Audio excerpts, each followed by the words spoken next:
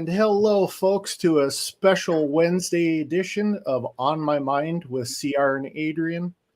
Today, I'm a little bit excited because I never thought I'd be speaking to this gentleman before. How are you doing this evening, Adrienne? Well, I'm great, CR, and I'm super excited and feel like you landed a big fish. A big fish. So, good guy to meet. I've met him a couple of times, and I've actually met his wife one or two times, and they're great people. So, without further ado, let's go ahead and get him on. Just got to find my mouse here. So, without further ado, here we have Dave Schrader. Good evening, Dave. How are you? I'm great. Thanks for having me on. Yeah, you're welcome. So I'm totally having a fanboy moment right now. We're trying to keep his feet on the ground here. No worries. I swear I put on my pants one leg at a time. All four legs. Wait, you have four legs? So I think I've listened to your show a long time. Going back to when you were on radio here in Minnesota. And I was kind of bummed when you guys switched over because then I couldn't listen to all the old episodes. Well, when we moved from radio over to streaming only, you could listen. So you just had to follow us over because we put up all the archives of the show. See? Yeah, well, I should have learned that one. Well, originally when we were on there, we were on KTLK here in the Minneapolis, Twin Cities area. And they, at the time, our iHeartRadio just did not see the importance of podcasting. So although they were putting up podcasts, they weren't backing them, supporting them, really kind of showcasing them. We were crushing it. I think at the time we left, we were like the number 4 podcast across iHeartRadio's platform worldwide. And then we left to go over to Podcast One, where we launched up as Beyond the Darkness. Continued on there for a little bit, then moved over to Stitcher, where we became Darkness Radio again. And then I left Darkness Radio a little over a year ago and began my new show, The Paranormal 60s. So it's been a weird, twisty journey, but I'm glad I'm here. I'm glad I'm on your show tonight. Thank you for having me. Excellent. You're welcome. Dave, I was going to ask you, so you had the Darkness Radio and then you're on Paranormal 60, but you've also done quite a bit on TV that I viewed, like the, there's several of them, including a special on Lizzie Borden. There's the Perch, there's the Holzer Files. Yeah, I did my first appearance on TV was in season 2 of the TV show Paranormal State. I was on an episode called First Contact, where we went UFO hunting. And then I did a series back in 2011, a mini series with Zach called Zach Baggins from Ghost Adventures called Paranormal Challenge, where we got to kind of pit 2 different teams against each other in a paranormal location to see how well they knew the location, the history, and the use of their technology, and what kind of evidence they would provide. It was a great show. We had a lot of fun with it. I think it did 12 or 13 episodes, but it was an expensive show. So we were in and out with one mini series, and that was it. Sadly, since then I've appeared, I think, on 9 episodes of Ghost Adventures, plus their 2 live Halloween specials. I've been on Haunted Hospitals. I've been all over the place. And then I did the Holzer Files TV series for 2 seasons, then Ghosts of Devil's Perch. And that kind of brings us up to right now. Nice. That's amazing. That's a lot of work. Yeah, but it's been a lot of fun. Well, that's good. Can you tell us if you have anything in the works as far as anything new, or? I don't. I can tell you that Ghost of Devil's Perch has not been canceled, but it has also not been greenlit for the next season. That was because there was a big merger that took place between Discovery Networks and Warner Brothers HBO. So unless you were a ghost adventure, a ghost hunter, or looking into dead files, your show was not renewed for now. So they did cancel a bunch, but they've never given us a cancellation notice. They just have not renewed us. And I heard we might find out something more in 2024. that's as far as I have information on. So I've enjoyed this year, spending a little bit more time with my family and doing more with my podcast. I'm doing a lot of traveling this year, going all over to see cool places, meet amazing people. We're going to be going over to Germany and Prague in July. I'm doing England in September. I'm going to be doing New Orleans later on this year, and then a bunch of other events. So it's just great to get out there and get a chance to do big, conventions and such, and get to meet so many people. Absolutely. And what about the Holzer Files? Is that show going to have any more episodes, or is that completed? No, that show sadly was canceled. We've been off the air now for 2.5 years. Okay. They did 2 seasons of it. We got an audience, but just not enough of an audience. I still blame them for the name. Holzer's obviously a great name, but there were a lot of people, unfortunately, in this new generation that had no clue who Hans Holzer was. I think had they called the show Holzer's Ghost Files, we'd still be on the air. I just think it confused a lot of people that weren't familiar with what a Holzer was. And people like to not put a whole lot of thought into what they're going to watch tonight. So if they're into the paranormal and they see shows like Destination Fear, Dead Files, Kindred Spirits, Ghost Hunters, Ghost Nation, Ghost Brothers, the Holzer Files. One of those kids is not like the other. One of those kids is not playing the same. So it just, if you didn't know what a Holzer was, it didn't appeal. Many people have found us since we went off the air due to the streaming on Discovery Plus, but it was a little too little late. And now Alexandra Holzer, I've been told, has a new project she's working on. So hopefully she'll continue to bring the Holzer name out into the public eye and get to reinvestigate some of her dad's legendary cases. Shane Pittman from the Holzer Files went on to do 28 Days Haunted on the TV series 28 Days Haunted on Netflix. I did the season with Cindy Kaza and Katie Stafford of Ghosts of Devil's Perch, which was the 4th season of the Ghosts of Shepherdstown was season 1 and 2 with Nick Roth and Elizabeth Saint. Season 3 was Ghost of Morgan City, and that had, of course, Ben Hansen and Sarah Lemos.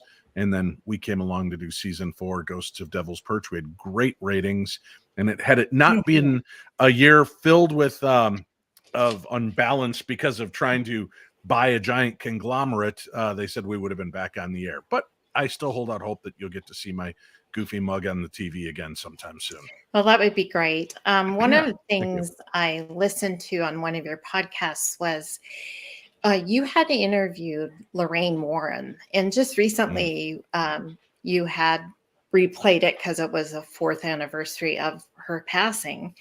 And one of the things that struck me was with Ed and Lorraine Warren was that, they first got into the supernatural with kind of an interest. Well, actually it came to Ed, it came to Ed and it came to Lorraine first, but then after their interest, they realized people needed help. Right. And it seems to me like hearing a little bit of your background that you were also one that where it came to you. Is that correct? Yeah, I've been hunted by the paranormal. I'm not a paranormal hunter. I'm one of the hunted. So I've had weird experiences my whole life, from ghosts to psychic phenomena to UFO sightings, Bigfoot sighting. So I've really had a chance to kind of experience the richness of the unseen world around us that apparently likes to make itself seen at the right times. You just have to be watching. So I've been trying to pay attention as close as I can and be a part of as much of it as I can. And if I hear that there is a haunted location or an amazing site with crazy activity, I go. I want to be a part of it. I want to see it for myself. I want to experience it. And that's kind of how I've led my life. That's kind of an interesting parallel to kind of where I am at. I think I remember telling you that I did Civil War reenacting for 10 years, and my first experience was at Fort Ridgely down outside of Fairfax, Minnesota. One night we were just walking around and I felt a lot of stuff, and that's kind of where my interest has been. I've actually put together a paranormal investigator team, and we're actually working on cutting our teeth and finding some places to go to that aren't so huge right off the bat. Sure. Right. And there's plenty of great locations and historic sites. And, you might even want to go to places like forest preserves, the wild, and just Hmm. reach out because, unfortunately, a lot of people have lost their lives in areas like that, and some have still not been found. And it might be interesting to do an investigation of the wild and the wilderness and see if there's any spirits that are seeking help. So as far as your investigation experience, do you tend to use a lot of, like, what we will be using is we've got a camcorder with the IR light. I've got a audio recorder, and then an EMF. I'm kind of a little hesitant to use the ITC devices like a spirit box. I'm a Christian, but I just don't know. We don't know what we're inviting. That's my biggest thing. I don't want to come home with something.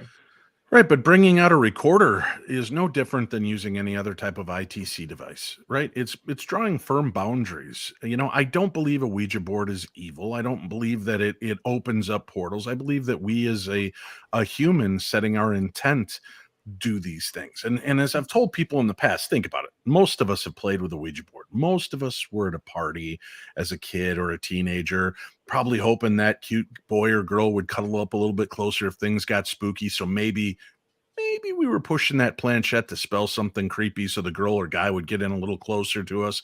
And we open ourselves up to those situations. And, I think that you're going into it looking for a scare, looking for a chill. Well, you might just have a ghost like Dave Schrader hanging there. And I realize you're a bunch of jumpy, nervous people. And I see, look at this. Adrienne looks like she's interested in old Chris over here. You know what? I'm going to freak her out. Who's the next one to die? And I'm going to point the planchette right at Chris, right? Now, does that mean it's a demon? No. Does it mean it's evil? No. Does it mean it's a ghost with a sarcastic sense of humor? Probably. Now, I can say that in a lot of cases, it seems to boil down to, some negative stuff has happened to people that messed with the Ouija board, but they didn't close it down. They didn't go into it with the right intentions. I think it's no more dangerous than just breaking out a recorder or a video camera. You're still requesting them to make their presence known. So I've always told people, if you're on the fence as a Christian about doing it, don't do it. Don't insert yourself if it's something that you feel puts you diametrically opposed to your belief systems. Beliefs are an important part of who we are.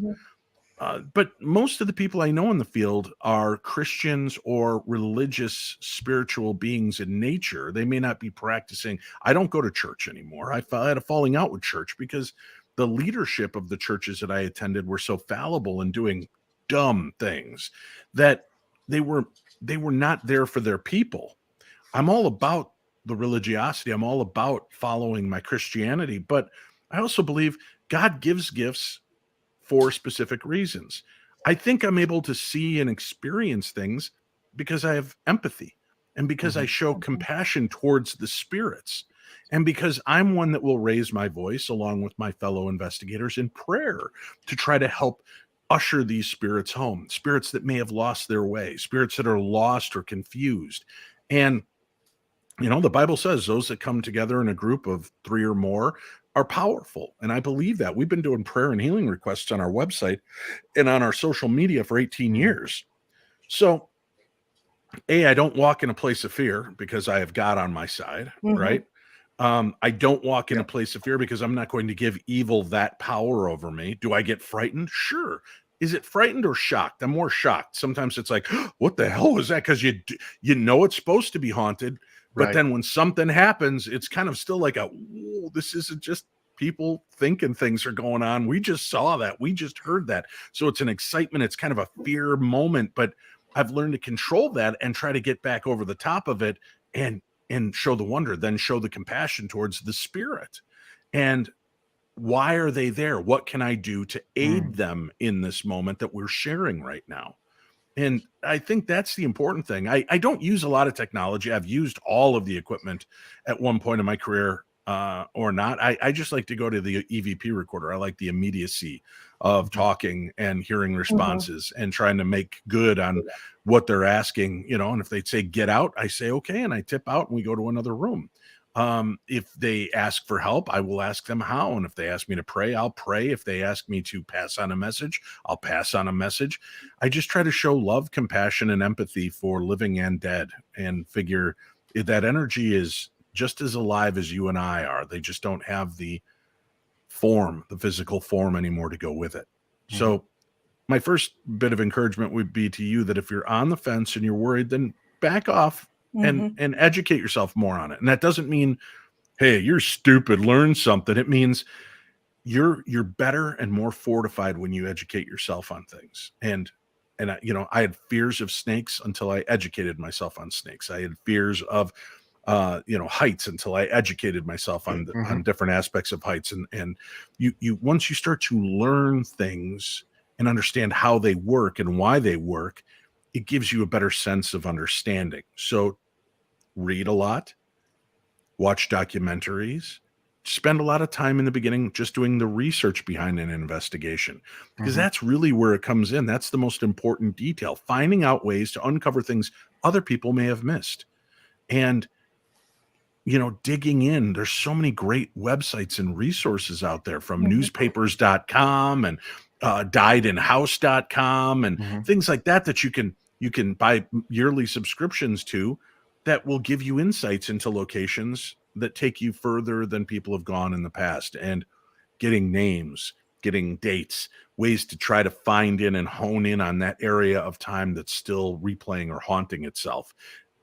That'll help you in the long run. And again, as you're doing this, you educate yourself, you're good to go. And the last thing I'll say about the fear concept, right?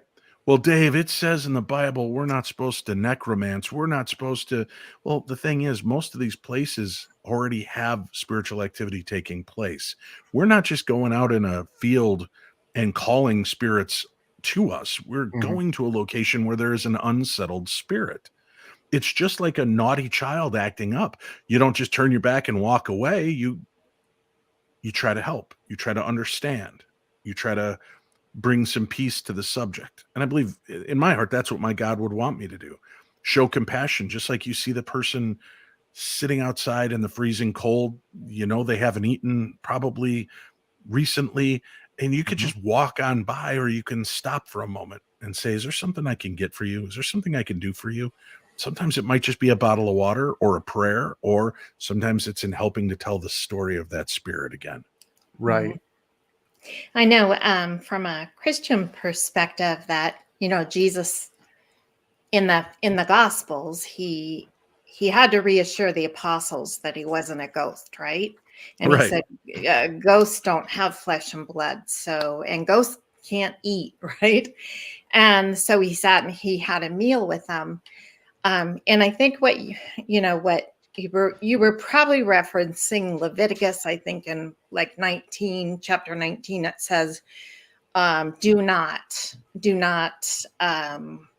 call on the dead, and don't go to mediums. And I think certainly, and then I think it was like 1 John, somewhere in there, it says 1 John 4, like, test the spirits to see if they're from God. And so and then in 2 Corinthians, it mentions Satan being able to masquerade as the angel of light, and demons as the angel of light.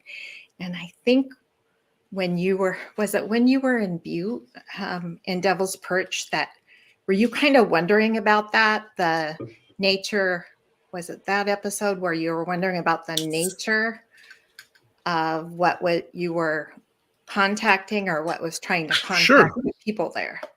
Yeah, I'm always cautious about what it is we're getting into. And it would be really easy when I got knocked on my butt pretty well in the finale of Ghosts of Devil's Perch.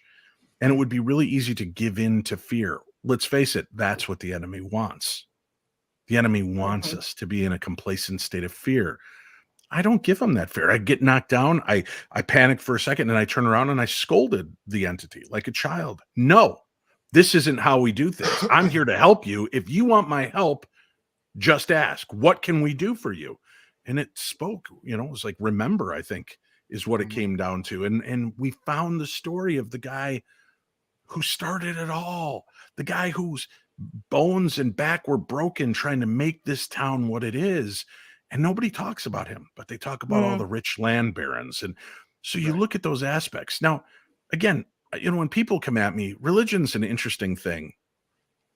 Religion can be used to enlighten people and can be used to cripple people. It can be used as a fear monger, and I don't believe that's what it was ever meant to be. Listen, don't call on the dead is not because it's a sin. It's because what I want you to do as Jesus, as your savior, not me, I'm just kind of paraphrasing, is right. I want you to have faith in me and through my Father that things are going to be all right. You don't need to talk to the dead to find out what comes next. Live your life, right? Jesus said about it being the present is the gift from God, right? Our life that we lead is a gift every day. We shouldn't focus on the past. We shouldn't focus on the losses. We should focus on how precious every moment is. So I think that is a clean interpretation, because the whole book is about faith. The whole religion is based on faith, and not feeling like you have to run other places to find answers. I do. I do. The other problem I'll say real quickly is that the church has an agenda, and I want you to come to church to me as your church leader to get those answers. By the way, this week's tithing, so don't forget to give your 20%. And church has somehow lost its way into that thinking.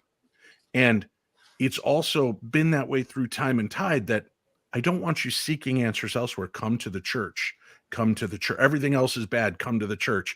And if you want to break it down, God was very clear. Here's 10 rules. These are the things that I say to you, right? There's not, and then number 11, don't talk to ghosts. 12, don't watch horror movies. 13, don't dance. Barbie and Ouija boards are evil. It doesn't say any of that in the, right? And then when people quote to me about homosexuality or this or that or the other, I say to them, when they say hate speech using church as their foundation, I say, really? Because the interesting thing to me is Jesus himself says the most important of all the rules is to love everyone unconditionally, as my Father loves you, as I love you. That's the only rule that counts. That's the main rule. And then there's 10 others that are pretty well defined, pretty well sorted at this point. So, don't kill. Don't try to take things from people that don't belong to you. Try not to live in a place of lust and wanting and desire and greed to take. It's all about just be a good person, do right. And I think you can do what we do by investigating and be a good person. First of all, I'm going to a family that's terrified. I'm going to a place where the people are afraid to live in their own home, and I'm bringing God with me. I'm saying my prayers. I'm invoking and evoking the name of God, Christ, the Holy Spirit, where it is welcome. If we come into a location where it is a different religiosity, a different belief system, we will engage that. But I will say in my heart a prayer of closing at every location I do. And it's not out of disrespect to our Jewish friends who maybe called us in, or our Muslim friends, but it's to help me. And I just say, Lord, I just ask you to come forth and bless each one of these rooms in the blood of Jesus Christ. Send forth the Holy Spirit to find and locate any spirits that are lost and forgotten. Open the light and bring forward their friends, their loved ones, their relatives, their pets, and let them ease their way to eternity. I pray this in your name, and I ask that any spirit that stays behind you bind in a thorny edge of protection to keep the living safe. And I pray this in your name. Amen. I can do that with respect to everybody, even the different belief systems, because I'm not forcing it down their throats. Right? Right. I want to, I was just thinking of something. We're going to be talking on Ryan's show. Is it, help me out, Chris, Ryan? Oh, the freaking awesome paranormal show. Yeah. And I think it's on May 30th.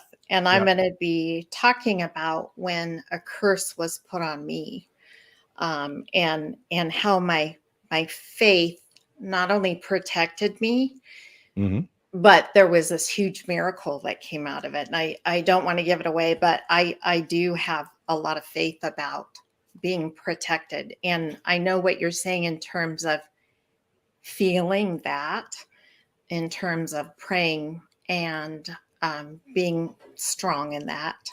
I Mhm. hope, I know C.S. Lewis, he's one of my favorite authors. And one time, he had a lot of writing and he was an apologetic, and he actually saw a vision of Satan one time sitting. He went downstairs and he saw it and he looked at it and he said, "Oh, it's just you."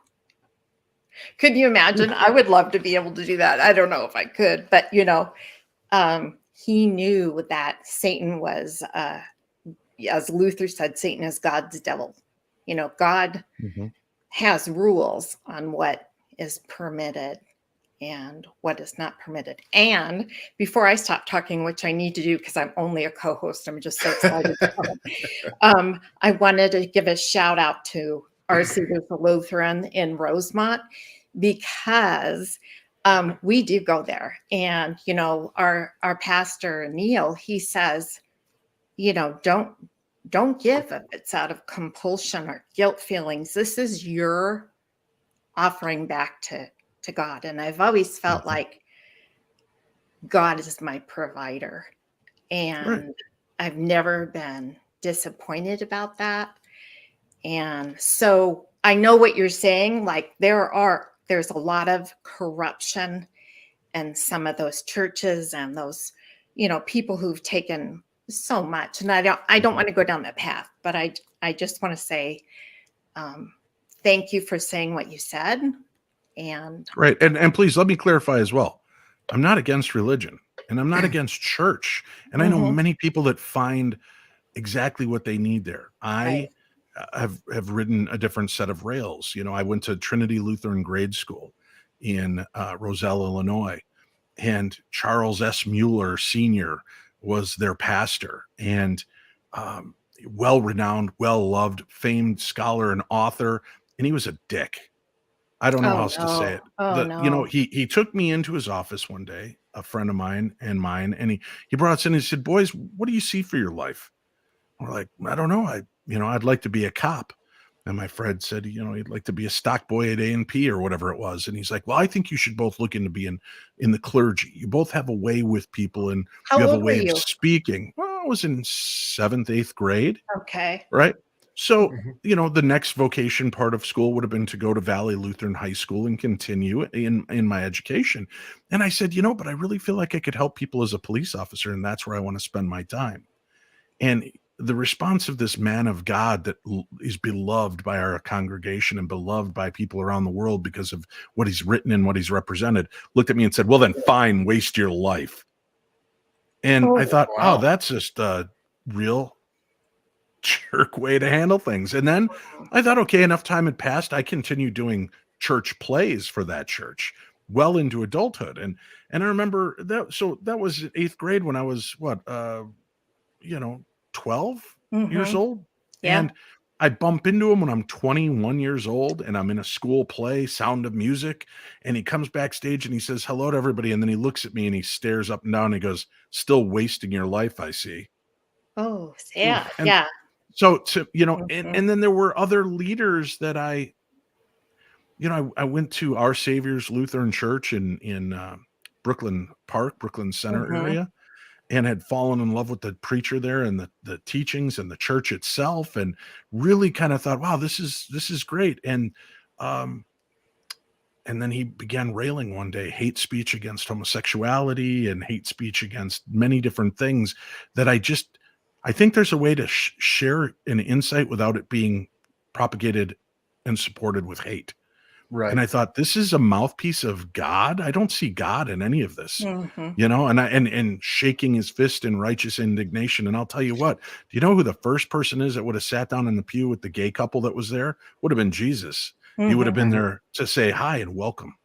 I hope Mhm. that you find our home here. And he would, if it truly is bad, he would have worked on their hearts that way. but not by Mhm. righteous indignation. And then 9/11 came along.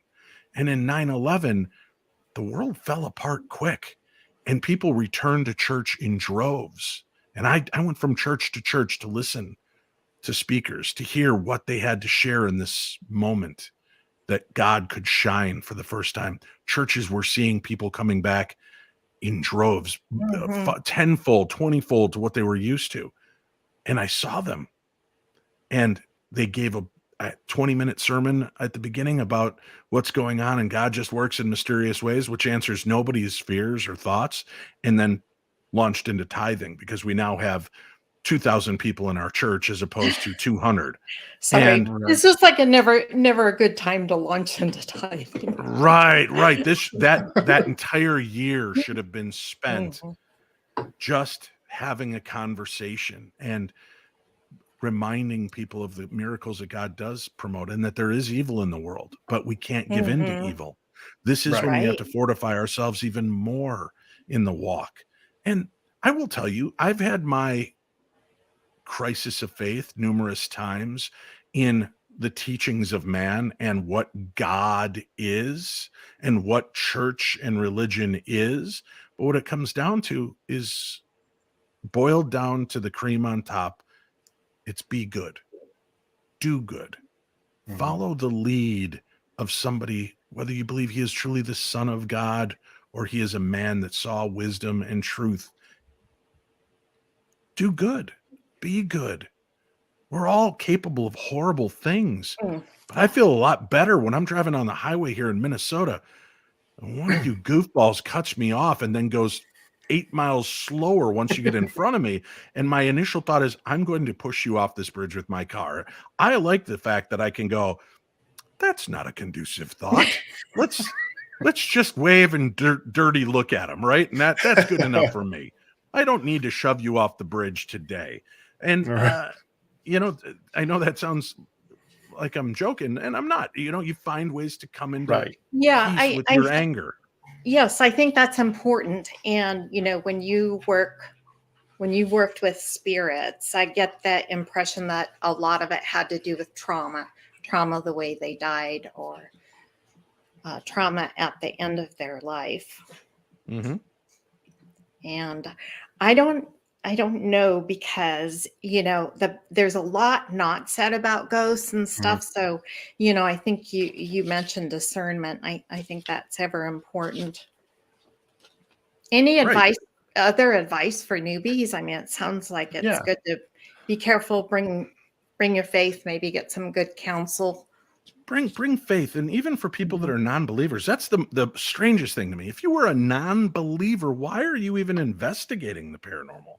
I Mhm. guess it's so that maybe you could find belief, but you know, to me, it's an interesting. Everything about it's so fascinating. If you have a belief in nothing, then why bother looking into this to begin with? Um, I think you should always, for people that want to begin investigating the paranormal, you need a good self-reflection. You need to sit back and say, why? Do I just want a cheap thrill? Do I just want to be scared and watch that door open and shut on its own? Because that's not going to help anybody. And Right. if I'm going to go in calling myself a demonologist because I've seen The Exorcist 32 Mm. times and I've read the Yeah. Bible, or at least, the Right. Idiot's Guide to the Bible, so I kind of have a pretty good grasp on it. That's like saying, well, I've watched a lot of Starsky and Hutch, so I'm pretty confident I should pull this car over and arrest them.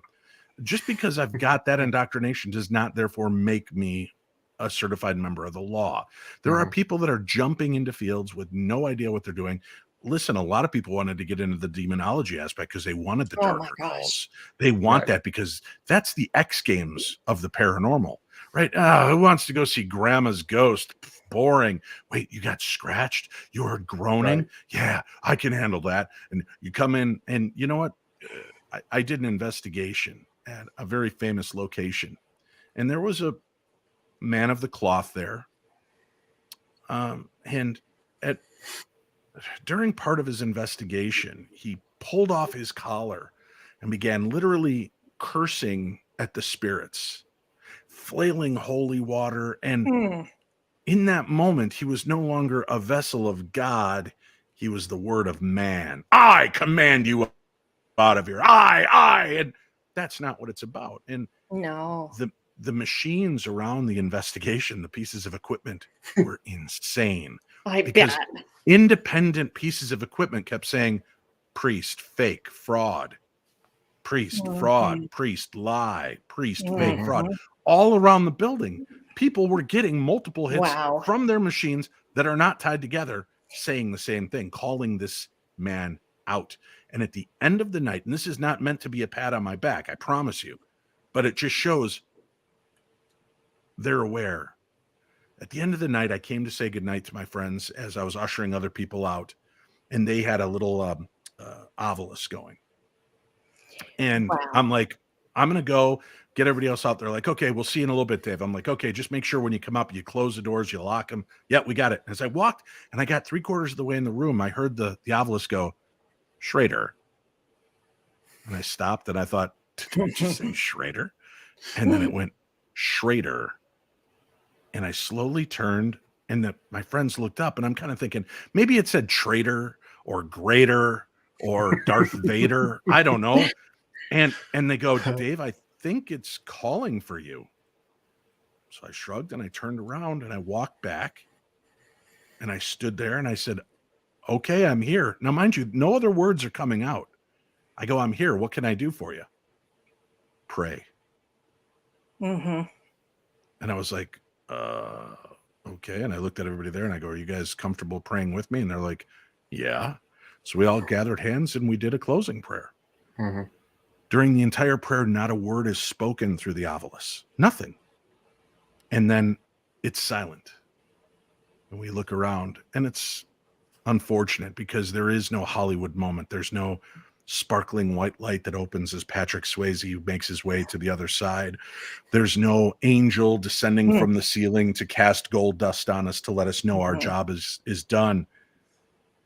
So we just stood there for a moment absorbing it. And then I said, I hope that helped. And then the obelisk said, joy. And that was the last it spoke that night.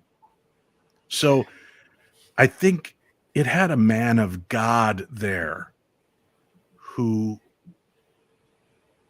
I guess revealed himself. And it had a man who would work for God there. And it called on him. So you know, that's why I said you got to be cautious going into these things. Know why you're doing this, what you're hoping to get out of it. What do you want to see? Because there are places that are public haunts that you can go to: Waverly Hills, Rolling Hills, Mansfield Reformatory, Eastern State Penitentiary, Trans-Allegheny Lunatic Asylum. There's all of these locations across the world that you can go pay to go ghost hunt. Okay? Don't be out there as an investigator going into people's homes to get a thrill. Yeah. Right. So that would be a huge lesson. Educate, read the books of Hans motive. Holzer. Yeah. Yeah. Understand, why are we doing this? Why are we even putting ourselves in this position to begin with? Because I think if you're coming at it from the wrong point, that may be why you're a person that never has an experience. Or that may be why you're constantly being scratched and pushed and bit and terrified. And as long as you continue to be the mouse, you will continually be tortured like a mouse. And I decided I didn't want that. I decided instead of being manipulated and afraid, I would stand up and I would say, okay, what can we do to fix this? Right. So, like I said before, I've actually got a group going. We've decided to call ourselves the Spirited Investigators Paranormal. Okay. And there's 2 of us here in Minnesota, me and my friend Eddie. And then we have an investigator in Green Bay, Michelle, and an investigator, Kim, in New York. And I've been trying to do some research on some places to look at in Minnesota. I've found 2 potential spots. The first potential spot I want to do because there was a child that lost his life so finally and so quickly that he still is there. And basically what it was it was in the winter of 98. And in this park, there's a sledding hill and there's an archery range right next to it. And some adult thought it would be okay if kids were on the hill sledding, he could go shoot bow and arrows. And one went stray and found this kid and ended his life. And for me, I feel like I want to go out, and because it was done so finely, and he probably doesn't know that he's not alive anymore. Are people seeing him? Is that the call? He only reveals himself to children. Mm-hmm. But children are seeing him. And then another thing is, like, if you're just standing on top of the hill where you would get on the sled and go, you feel a gentle shove on your back. Okay. Yeah, I mean, again, then you ask yourself, well, so what is the purpose? Are you going there to corroborate he is there, or are you going there to help clear him over? Because you don't even need to investigate if that's the case. Go do a clearing prayer. Gather together to try to clear and help that space. More importantly, ask to protect all those that come there in the living, to be protected if there is a spirit there that wishes them harm. This child may know he's dead. He may just enjoy being around other children and still playing because they can see him. Right. And it may be that he's revealing himself to you, but you're just not seeing him. The cones and rods in your eyes are not focused right. We're wearing glasses. We're getting older. Things are not as easy to see as they once were. So it may be that the child's there. You're just not seeing him. But, again, I love the compassion in your heart of what's going on there. And I had a hard time with children ghost for a long time. I'm a father, man. I got 11 kids, 8 grandchildren. The concept that a ghost is left behind, first of all, I don't believe my God leaves an innocent behind. Baptized or not, I don't believe it, because, again, it's not the fault of the child if they weren't baptized. I don't believe God does that. He's a God of love, a God of second chances, right? I think I believe in reincarnation because there are so many astounding stories that seem to prove it. And I was told from a friend of mine, first of all, if it's taking on the guise of a child, maybe it is something messing with you. And I can't tell you this, especially the ladies. And this is no offense, Adrienne, how many moms I see bent over talking to a little kid's ghost going, oh, you can come home with me. You don't have to stay in this scary old building. Right. You can't see that, Adrienne. What in God's name are you doing inviting it home? You just gave it permission. Oh, I've got children at home. You should come back with me. Are you nuts? So I always tell people, be cautious. Don't be inviting the unseen. Yes. Oh, I can sense that it's a good spirit. It's okay. You can sense it's a good spirit. And that's the famous last statement. Then I get a call 2 months later. Something's terrifying my house and my children are afraid. I'm afraid we can't get rid of it. Well, weren't you the one begging the ghost spirit kid to come with you? Have you done that anywhere else? Oh, yeah. Okay. Maybe tell it, all right, I've revoked your license. You're not welcome here anymore. Try that. Try taking it back. But the other thing is, just because it appears as a child does not mean that it is a child. That spirit may be 300 years old, and it's just keeping the guise of the last image. Now, how about this? Chew on this ear candy for a few moments. How is it that Grandma's ghost is seen at her childhood home at the age of 10 when Grandma died at the age of 89? 4 states away, and we see Grandma's ghost at 89 still roaming her house? How is that possible? Well, it's obvious they're doppelgangers. One is an evil twin or is there a piece of Grandma that returns to her childhood home that she loved and she had fond memories of? Maybe that's what's left behind there, is that moment. And what version of Grandma are we seeing? Is she always doing the same thing? Is she maybe just a fractal of her persona? The happiness of Christmas morning, the joy of this, the sorrow of losing her father when she was 8, and these little fractals kind of remain in different pages of history, and they just play out from time to time. So I think there's a lot of interesting elements when it comes to what is a child's spirit. And I do caution people, be careful with that, because we don't have a way to completely discern it. And anybody that's willing to tell you 100% they can discern it, I don't know. Yeah. I'm a lot more cautious than that. Well, there is a set of woods right behind that area. And I've done I've done the research that I have, and I only saw one person go there, and she didn't do an investigation. She just downloaded the history of what happened. Sure. So I guess my other part of it is wanting to go there and getting that information and saying, you know, it is in fact a true story. Yep. I get it. Yeah. Getting that kind of closure, and maybe even telling the spirit it's okay to move on now. You know what? You've had your life ended sadly and quickly, but there is so much more to life. You know, go through that door, see your parents, your siblings, your dogs, your cats, your grandpa, your grandma again. Go through that light and be reunited. It's okay. And sometimes that's it. So we've got probably just about 13 minutes left. Okay. I wanted to ask you, you know, we watch these ghost adventures, and we watch these just shows where they'll be sitting there and they'll be talking, and all of a sudden, you know, you'll see one guy just get his eyes as white as you know, big pie Ghosts, plates, right, drop everything he's doing, and he's out the door. Have you had those moments where it just grips a hold of you and you run out, but then maybe, you know, as you're on the way out, you stay in your ground and come back? Yeah, that episode of Holzer Files at Whaley House, when I got knocked on my ass, my first sense was, I'm gone.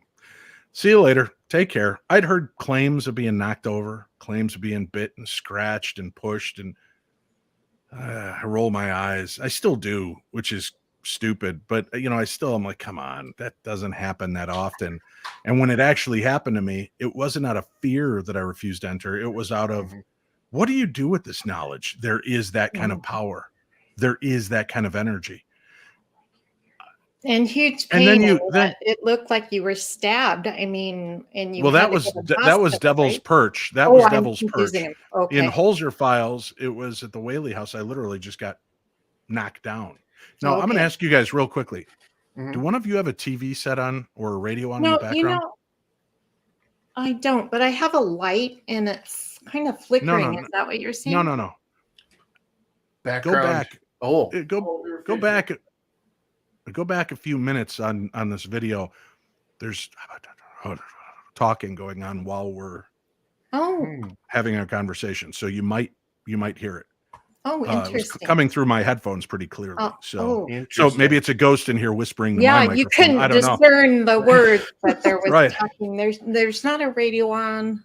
Yeah. No. So if you don't have any other thing and nobody else is sitting there whispering near you, then I think you just caught an EVP live. And I'll go back through this when we're done and you know, see if that was just interference or something. But could be, yeah. Just check it out, give it a shot. But I'm sorry, I lost my track of thought because of that. Where were we? You were knocked down on the. Oh yeah. So I left and I went outside and I collected my wits, and then they're like, let's just get you out of here, Dave. And I go, no, it doesn't work like that. It's not going to scare me out. I've got to let it know I'm not leaving. And I walked back into the house by myself and I said, all right, you got my attention. Obviously you're upset. I'll be back.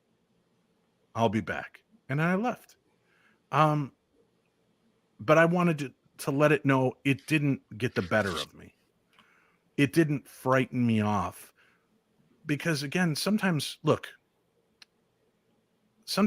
people we love or people that are close to us, we lash out at. Do we really mean to hurt them? No. Were we just so frustrated and so sad and so lonely and so scared that we just, no, CR, why don't you get the hell out of here? God, I'm so tired of your talking all the time. And none of that came from the heart. That came from my day sucked and I feel bad about myself. And this moment, so I gotta guess that's how it is with a spirit. Could you imagine wandering a place for 200 years and hearing people mistell your story? Right. And you know, in that case, Juan Verdugo was a villain. Mhm. Oh, that dirty Mexican bandit who was trying to kill the white people in town. Well, that's what the white people felt. But on the other side of it, he was a proud man whose land had been stolen from him and his family and settlers, and they came back to try to take it back like we would do. Right? Mhm. If you came home and there's people squatting in your house, you're not just going to go, oh, well, all right. You would call the police. You'd go in and try to drag them out by their collars. It's natural, but you know, he wasn't on the side of the white in that case, so he was killed for it. And then he's been made the villain ever since. And we gave him a chance to shine, to let his story be told again. Did he do bad things? Did he kill people? Yes. Is he a hero? No. Was he a hero to his people? Yes. Was he trying to take back what had been stolen from him? Yes. So it just have didn't you work out well. So that's in why I said I try not to go in a yeah. place of fear, and I got to go back and face it and give them the benefit of the doubt. Okay, you Right. got my attention. Now what? What do you want to tell me? I'm sure I will have those moments where, you know, and pretty much everybody's going to have that, where they're going to figure out kind of, you know, what your trigger is. And maybe it's not that they're trying to scare you. Maybe it's that the energy that it takes to manifest themselves is that strong that it's just loud. Yeah. I don't have definitive answers to say this is what happened. This is Right. how it happened. This is why it happened. That's why I just go in with okay, this is what I do know of history. This is what I do understand of this person. And I try to understand them, the history that they were a part of, and then give them a chance to tell their story. And that's really all we can do. Show that respect.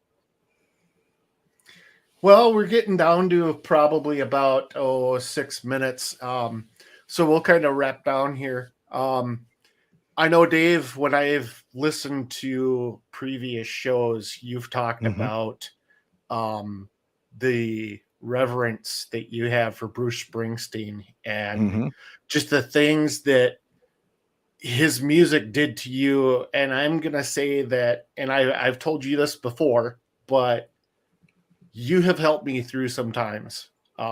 Just listening to your radio station, listening to that voice. I never acted on anything, but I've had those thoughts and I've just been in those dark spaces. And I just want to say that you are my Bruce Springsteen. Well, thank you, man. You don't know how much that means. And, you know, the concept with my story, and for your listeners that don't know, I'll be very brief. When I was a teenager, I got into a very dark place and I tried to kill myself. The gun misfired 3-4 times. It just would not fire off. I couldn't die. And then as I was getting pissed and ready to pull the trigger one more time, the headlights from my dad's car swept through the living room. And I thought, I can't do this to him. I can't let him hear the shot that killed his son and let him know he was 5 seconds too late. So I put the gun away and figured I can do this another day. And I went down to my room in the dark and I turned on my radio and I listened to music, which is what I would bury myself in. And I heard a song and I changed the dial after it ended and I heard it again and I changed the dial again and I heard it again. And it just kept playing. And all of a sudden around the third time, it's like somebody removed their hands from my ears. And this silly bubblegum pop song from 1980s, you know, dancing in the dark with this swing upbeat tempo, I started hearing the words. And here I was self-absorbed in my moment of grief and shock and sadness and feeling like I was the only one in the world that had ever felt this way. I was the only one in the world that had ever known this kind of loss and questioning who I am. And I started hearing the words about how he couldn't stand his clothes, his hair, his face. This place around him is just suffocating him. He doesn't know who to trust anymore. His life, he knows there's something better. He knows there's something better. He just doesn't know how to get there. But you can't start a fire sitting around crying with a broken heart. You can't start a fire worrying about your little world falling apart. And boom, it was like the gospel being sung in my ears. And I was moved to tears. I couldn't believe the message I was hearing. And for the first point in my life, I realized, oh, hey, dumbass, you're not so special. You're not the only one that's ever felt this way. Springsteen knows what this is. He's singing about it. He's sharing his feelings. And he's one of the biggest rock stars in the world. So he didn't let that moment define him. He didn't let that moment kill or crush his spirit. He took the hit. He felt like crap. He stood back up. He dusted it off and he said, you can't start a fire sitting around crying with a broken heart. You can't start a fire worrying about your little world falling apart. And he was dancing in the dark. The darkness is that muck and mire we allow ourselves into all the time. But you got to find a way out. And you gotta light your own way, because not always going to be somebody else there to do it. And it was that motivation that I wasn't alone, that I buried myself in his music, and I could hear through his words that, okay, somebody else has felt like this. I'm not an alien. I'm not broken. This is normal. I'm so glad. Feel good. I'm so glad you did not. You were not able to follow through. You know, I had a crisis. I wasn't suicidal, but at 17, and that's when I put my faith and trust in Christ. And what I found, and what has been my strength probably through all my life, is that what's in me is not good. I mean, you know, you have to go back to, like, is man good or is man not good? And I'm like, even if we were good and we tried to be the best, we could be better than Hitler, right? We could be better than Hitler, right? You know, I could feel good about that. But next to God's holiness, yeah. And so Christ makes that bridge for me, because he's the only Savior that died for us. He's the only one that paid the penalty, that paid our sins. And so I'm like, yeah, do good and be good because of who Christ is. But it's him that really saved my life. And I've gone through non-Hodgkin's lymphoma. I'm a survivor of that. And I was able, I teach at a college. Thank you. And I was able to teach through a year of being hospitalized, and it's just the faith and trust. So when you talk about faith, it really resonates with me that there is a strength in that, for sure. And ask, you know, here's the beauty. I believe that we can see the things that we need to see when it's our time. My son and I, when he was very little, maybe 6 or 7, we're driving from Minnesota to Illinois. We're talking about miracles. What is a miracle, Dad? How does a miracle? I want to see a miracle. And I said, you want to see a miracle? And he goes, yeah. And I go, okay. And I said, all right, God, are you listening? We need a miracle here for Clifford. Let's show him a miracle. And hand to God. 90 seconds. 5 minutes later, we drove up over the hill. And there, coming up out of the road, was a 7-foot tall sunflower. Wow. And I pulled over and I showed my son, and he said, well, how is that a miracle? And I said, do you realize what had to happen for that flower to grow up out of the middle of the road, not get struck by a car, and be there when we asked for a miracle? Right. And it gave him a new way to look at things. Open your eyes. Watch for signs. Right. That's amazing. So we've got just about a minute left. And I wanted to say thank you very much for coming on and agreeing to do this. My pleasure. Still pinching myself. I mean, ow. Yeah, that's Dave, you know. I appreciate it. I was also thinking about coming out to the Palmer House this year. You guys doing a event this year? Yeah, we're doing an event in June. Tickets are on sale right now. You can go to darknesevents.com. darknesevents.com. You'll see all the cool places we're going to be investigating and checking out this year on my website. And you can listen to me on my podcast, The Paranormal 60, and on my YouTube channel, The Paranormal 60 as well. All right. Well, again, thank you very much, Dave, for coming on. Thank you. And I'll be listening to your shows, and hopefully we'll see you at the Palmer House. All right. Until then, may you all be blessed with abundance and love. God bless, friend. You as well. Have a good night. You too. Thank you.